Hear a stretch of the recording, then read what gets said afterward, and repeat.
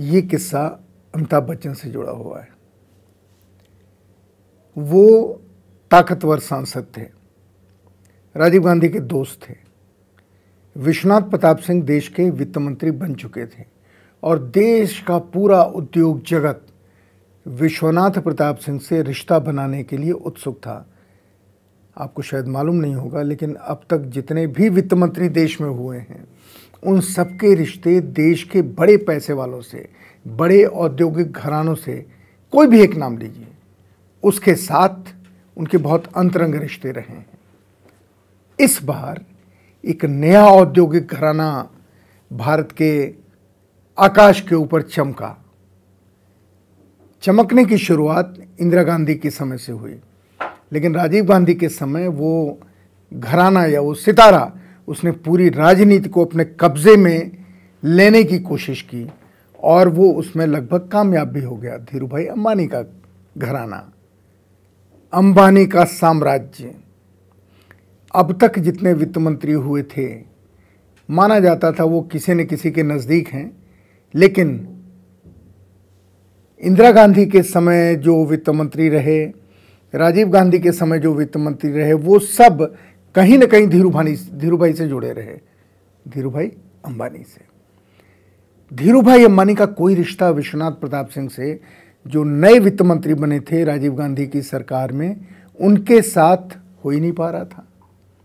VP Singh इस मसले में बहुत साफ थे कि उन्हें आखिर करना क्या है।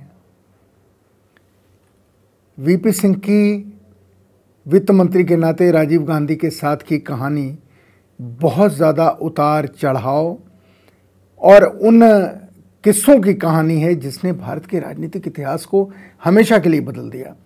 पर मैं अमिताभ बच्चन से जुड़े हुए कुछ किस्से आपको बताना चाहता हूँ।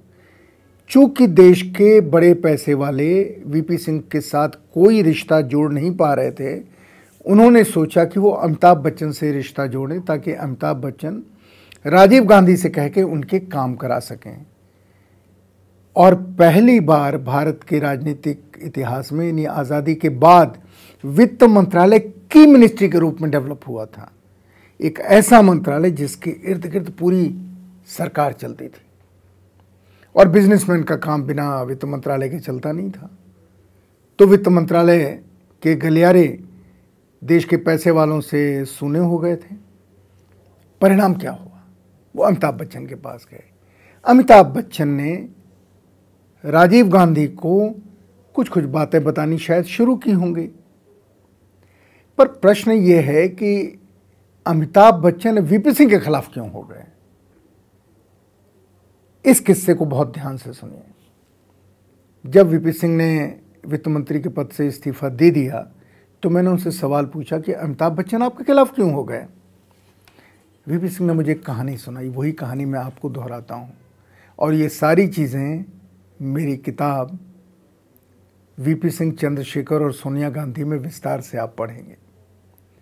वीपी सिंह ने मुझे बताया और वही किस्सा मैं आपको बता रहा हूँ।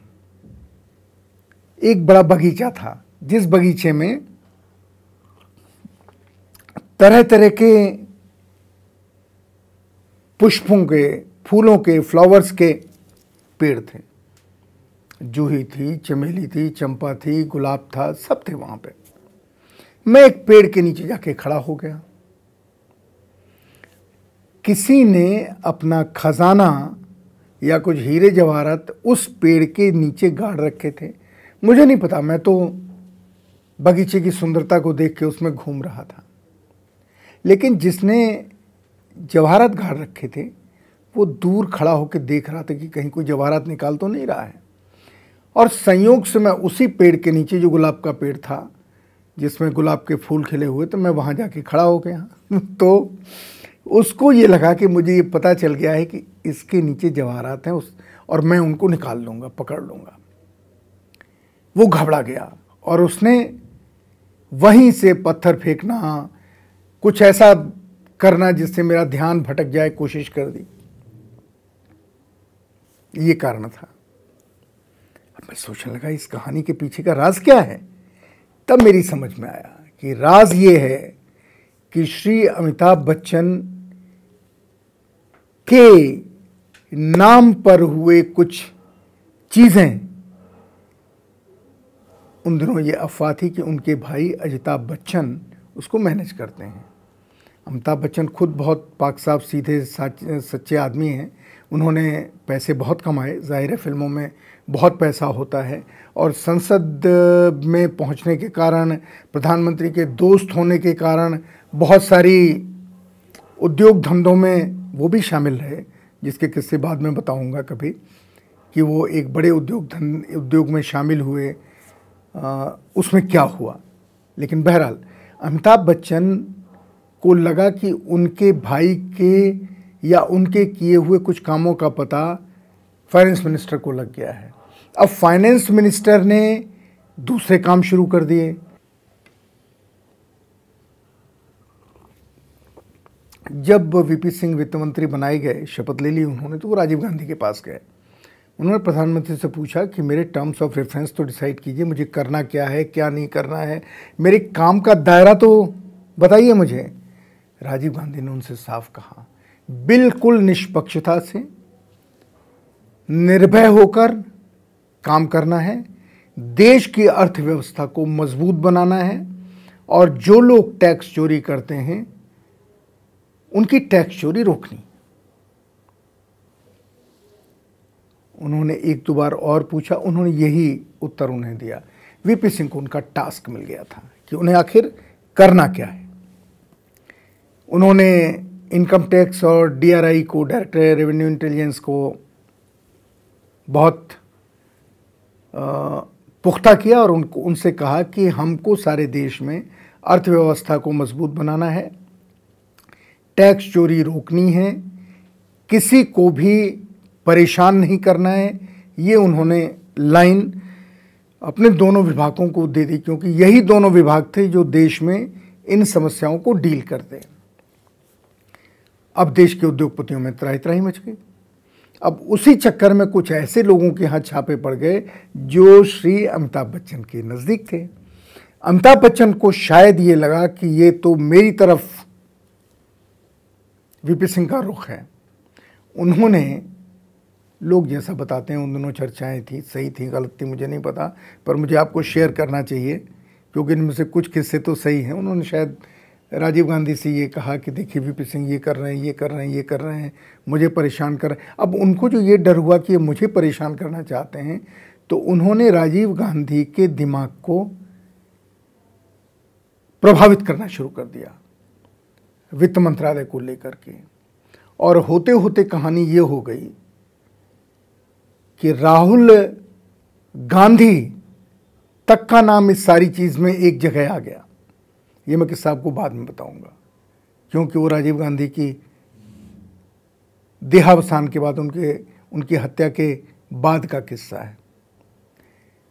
जब राजीव गांधी के दिमाग को बहुत प्रभावित किया अमिताभ बच्चन ने, तब अमिताभ बच्चन यहाँ तक नाराज़ हो गए कि वो बर्मा में गए और वहाँ से नए साल की छुट्टी पर अंडमान गए हुए थे राजीव गांधी। वो बर्मा से सीधे अंडमान आए और उन्होंने राजीव गांधी को इन्फ्लुएंस किया कि वीपी सिंह को उनके पद से हटा करके किसी दूसरे विभाग में भेज दिया जाए।